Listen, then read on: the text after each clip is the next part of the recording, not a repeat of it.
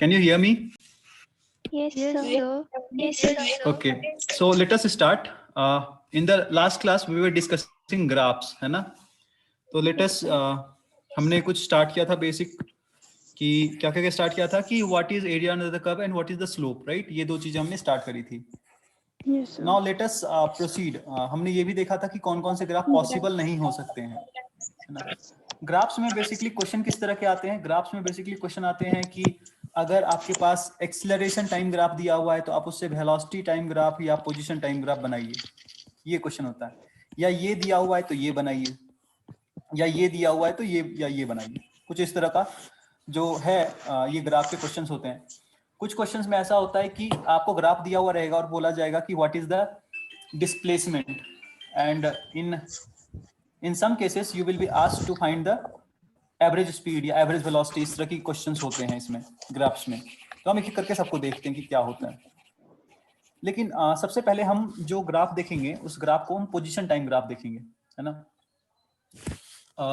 इसके पहले position time graph देखने के पहले अलग अलग टाइप के मोशन के बारे में हम पढ़ चुके हैं, जैसे यूनिफॉर्म मोशन, रेस्ट, है ना. जैसे हम पहले बात करते हैं पोजीशन टाइम ग्राफ की Yes, बात. sir. XT graph, XT graph.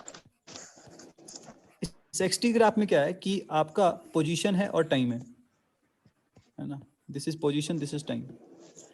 तो अगर मान लीजिए मुझे रेस्ट को रिप्रेजेंट करना है, तो रेस्ट को रिप्रेजेंट करने का मतलब हुआ कि the position of the particle is not changing.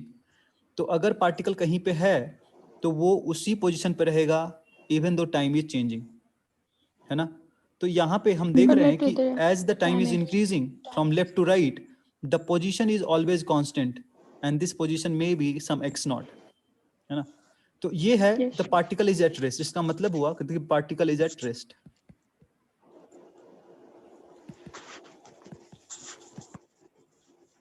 ना पार्टिकल रेस्ट में. अगर पार्टिकल रेस्ट में नहीं है तो दूसरा क्या पॉसिबिलिटी हो सकता है कि it is in uniform motion, है ना. अगर पोजीशन टाइम ग्राफ बनाना है और यूनिफॉर्म मोशन है, यूनिफॉर्म मोशन मतलब कांस्टेंट वेलोसिटी, किसी पर्टिकुलर डायरेक्शन में कांस्टेंट वेलोसिटी से चलता जा रहा है. तो वैसे केस में जो पोजीशन टाइम ग्राफ होगा आपका वो एक स्ट्रेट लाइन होगा passing through the initial point. ये आपका इनिशियल पॉइंट है, this is your initial point. और स्लोप अगर देखा जाए कि हम कहीं पे भी स्लोप बनाएं तो this theta, this tan theta is always constant. ये हम यहाँ बनाएं या कहीं और बनाएं तो दिस एंगल थीटा, ये जो एंगल है ये हमेशा कांस्टेंट है. ये बात का प्रतीक है कि हमारा वेलोसिटी कांस्टेंट है, यानी जो मोशन हो रहा है वो यूनिफॉर्म मोशन हो रहा है. This is uniform motion graph for position, uniform motion. ठीक है, ये दो ग्राफ्स ठीक है बच्चों. Yes, sir. ठीक है. Yes, अब sir. सपोज करिए, अगर सपोज करिए हम क्या करते हैं, हमारे पास एक एग्जांपल लेता हूं. हमारे पास एक ग्राफ, ये पोजीशन टाइम ग्राफ है, ठीक है. इस पोजीशन टाइम ग्राफ में एक ग्राफ ऐसा है और एक ग्राफ ऐसा है. This is the position time graph of car 1 and this is the position time graph of car 2, है ना. अब यहां से हम कुछ क्वेश्चंस पूछने जा रहे हैं, है ना. पहला क्वेश्चन है कि does both cars start at the same time. No. Does both cars start at the same time. No, sir. है ना. तो यहाँ पे हम देखेंगे कि ये जो कार 1 है वो इस पॉइंट पे t इज इक्वल टू 0 पे किसी पोजीशन x नॉट पे है ना. और ये पोजीशन कोई t नॉट होगा और इस समय 0 पे है ना. तो इसका मतलब कार डज नॉट स्टार्ट, तो इसका आंसर हो गया नो, है ना. They do not start at the same point. दूसरा क्वेश्चन अगर करते हैं इसी ग्राफ से कि does both car start from the same position. Does both cars start from the same position. तो ये बात क्या सही है गलत है? No, sir. Position. No, sir. तो इसमें भी देखते हैं कि ये जो कार है, जो कार 2 है वो 0 से स्टार्ट कर रहा है, वो x इक्वल टू 0 से स्टार्ट कर रहा है, जबकि कार 1 जो है वो x नॉट से स्टार्ट कर रहा है. तो इसका आंसर भी जो है वो है no. Both car do not start from the same point, मतलब सेम समय पे भी स्टार्ट नहीं हो रहा, सेम टाइम पे भी स्टार्ट नहीं हो रहा. तीसरा सवाल इसी में अगर करें कि speed of which car is greater, which car is moving faster, which car is moving faster. और फर्स्ट तो मूविंग फास्टर का मतलब हो गया स्पीड से, फास्टर स्पीड को रिप्रेजेंट कर रहा है। तो स्पीड देखेंगे, स्पीड कैसे देखेंगे, तो slope of position time graph, slope of position time graph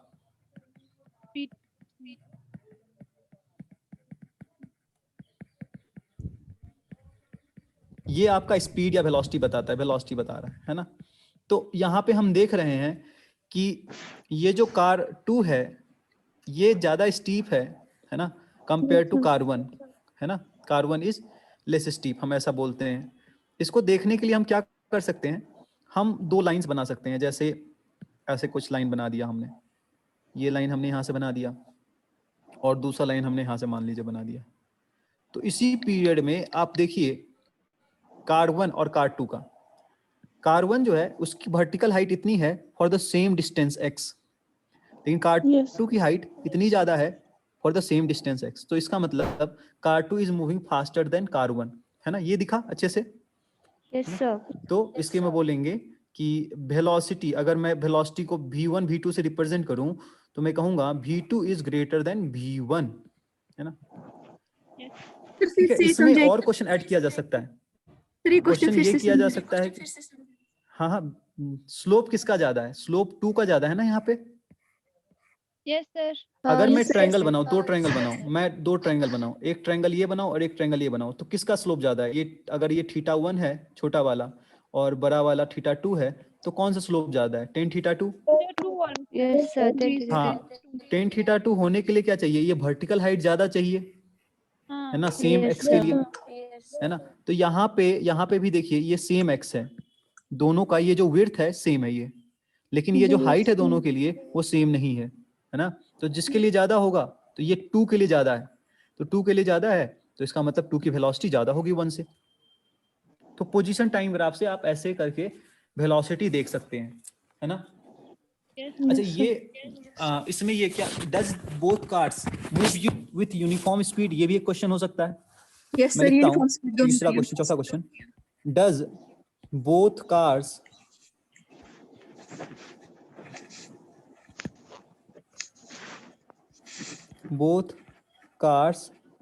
move with same velocity, मतलब सेम नहीं, कांस्टेंट वेलोसिटी, या Yes, फिर sir, यूनिफॉर्म बोल constant रहे हो उसको। यूनिफॉर्म।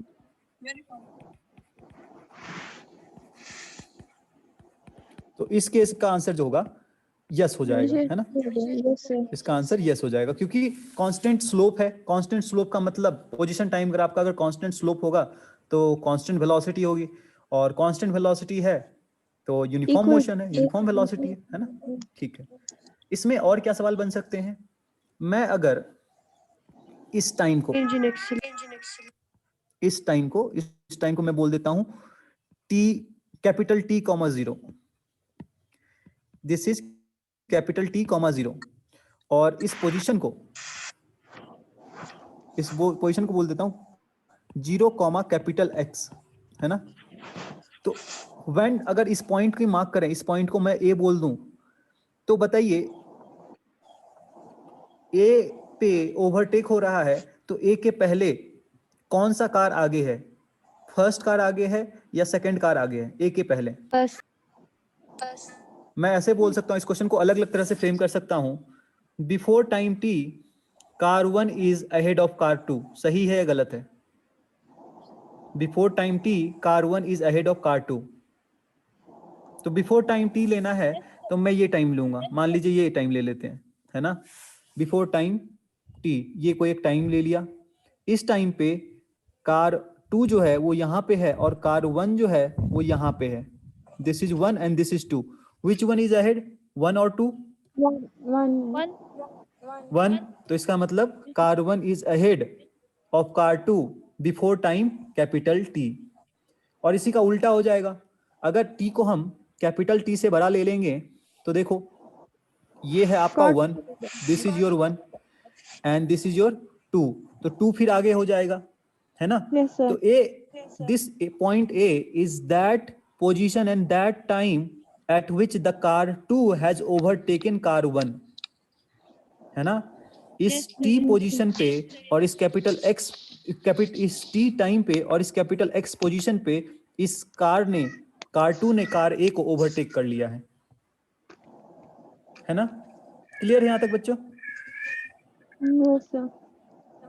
ठीक है। अब आता है यूनिफॉर्म एक्सेलरेशन, है ना? जैसे अच्छा, एक इसको इक्वेशन के फॉर्म में देखा जाए तो कैसे देखेंगे? क्योंकि कांस्टेंट वेलोसिटी है, राइट? तो v is Yes, equal to sir. क्या लिखते हैं? Position by time. तो मतलब पोजीशन को क्या लिख सकते हैं? वेलोसिटी इनटू टाइम, है ना? तो इसका Yes, मतलब ये x y एक्सिस के अलोंग है और ये t x एक्सिस के अलोंग है, यानी वेलोसिटी इसका स्लोप है। y is equal to mx। Yes, sir. क्या y is equal to mx ये स्ट्रेट लाइन के बारे में आपको अच्छे से पता है या फिर मुझे बताना चाहिए? Why Sir, आप MX? बताइए।